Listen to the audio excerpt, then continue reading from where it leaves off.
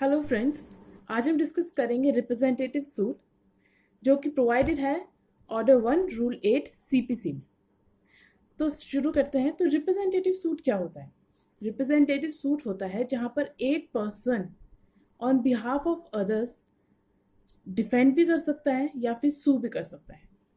मतलब कि अगर वैसे तो जनरल रूल क्या है लॉ में? जनरल रूल लॉ में ये है कि जिसको ग्रीवेंस हुआ है वही पर्सन जाकर अपना सूट फाइल करेगा, ठीक है। But representative suit is an exception to this rule, is an exception to this general rule that the person can defend and can sue on behalf of others.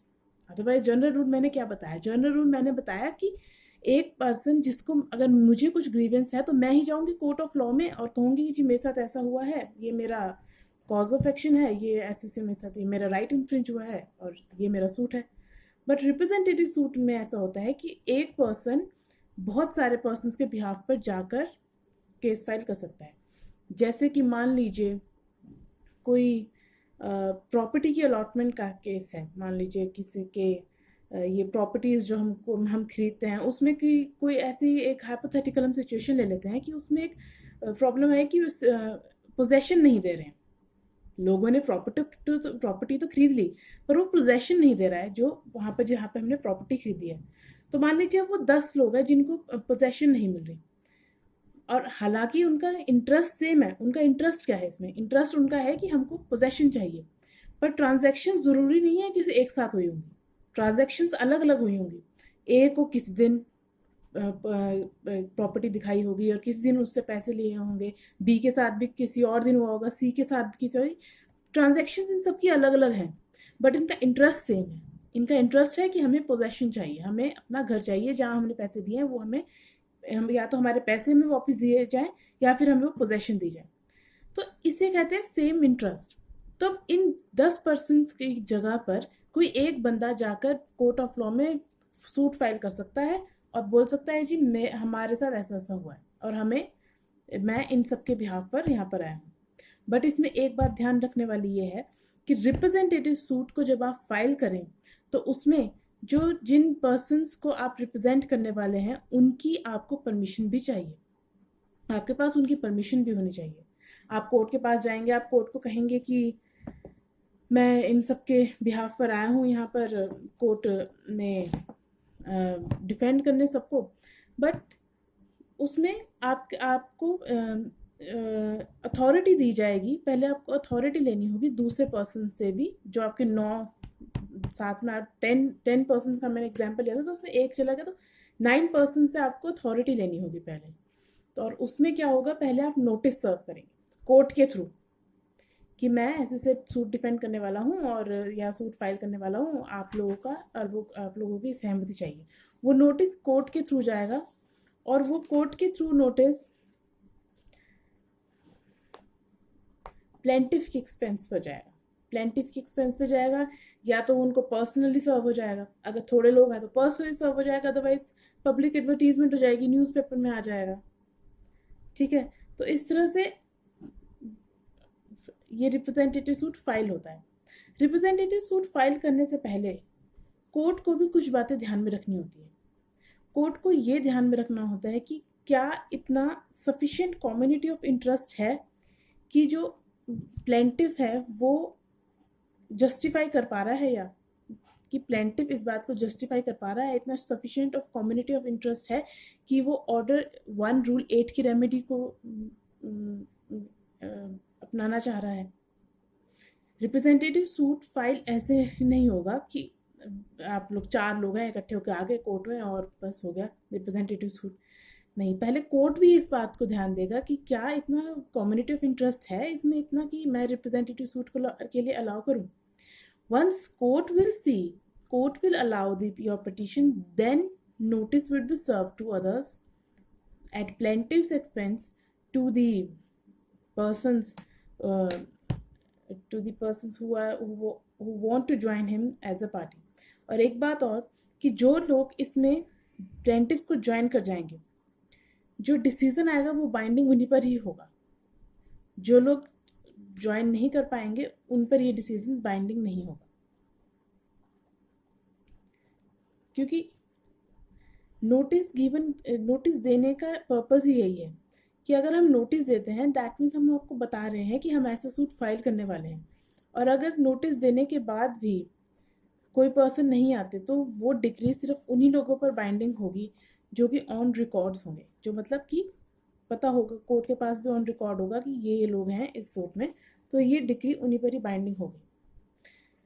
और दूसरी बात कि इसमें सब्स्टिट्यूशन भी होता है। जैसे मान लीजिए रिप्रेजेंटेटिव सूट फाइल हो गया, चल रहा है सूट, मान लीजिए कोर्ट को लगता है कि जो पर्सन इस सूट को रिप्रेजेंट कर रहा है वो बोनाफाइड नहीं है।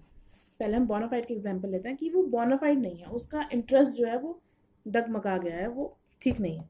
तो कोर्ट उस सिचुएशन में अपने आप सू मोटो किसी और को प्लेंटिफ बना सकता है।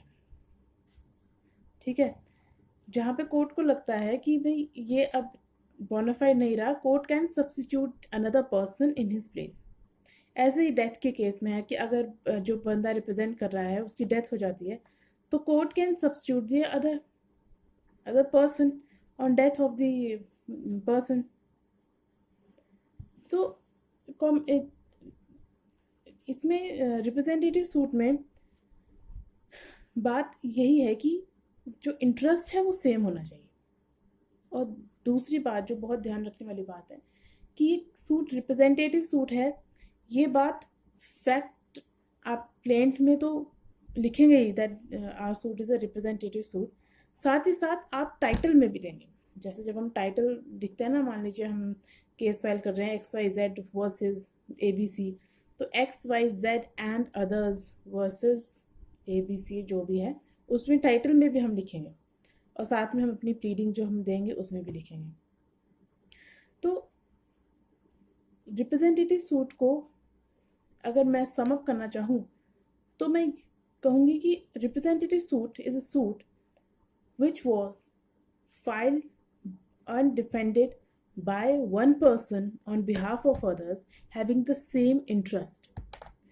The court has also to see that the person wants to file the suit under Order 1 Rule 8 must have the common grievance that or the sufficient community of interest that he can file suit under Order 1 Rule 8.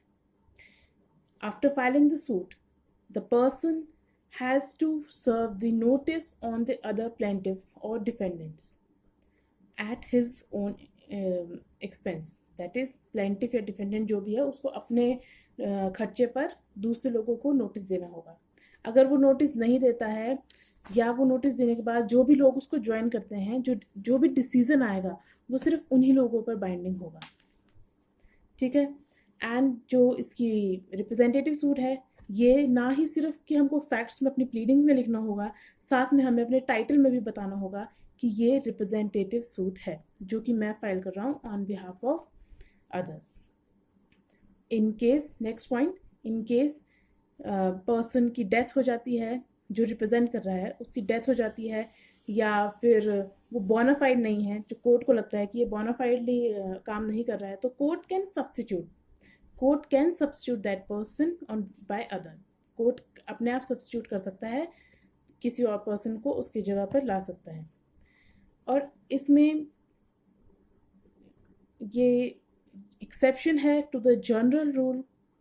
General rule क्या है कि जिस person को grievance हुआ है वही court के पास जाकर अपने केस फाइल करेगा, but Order 1 Rule 8 is exception to the general rule. क्या कि मैं किसी और 10 लोगों के बिहाफ पर जाकर केस फाइल कर सकती हूँ। ठीक है, इसमें एक लैंडमार्क केस भी है, TN housing board versus TN Ganpati, जो सुप्रीम कोर्ट का केस है। दोबारा से रिपीट कर रही हूँ, TN housing board versus TN Ganpati supreme court का केस है, 1990 का केस है। इसमें सुप्रीम कोर्ट ने कहा था the provisions should be receive liberal interpretation. जो ऑर्डर 1 रूल 8 के प्रोविजंस हैं उनमें लिबरल इंटरप्रिटेशन होना चाहिए which will subserve the provision of this enactment. So I hope कि आपको मेरा वीडियो पसंद आया होगा। आपको मेरा वीडियो अगर पसंद आया तो please hit the bell like button, share also and subscribe to my channel. Thank you.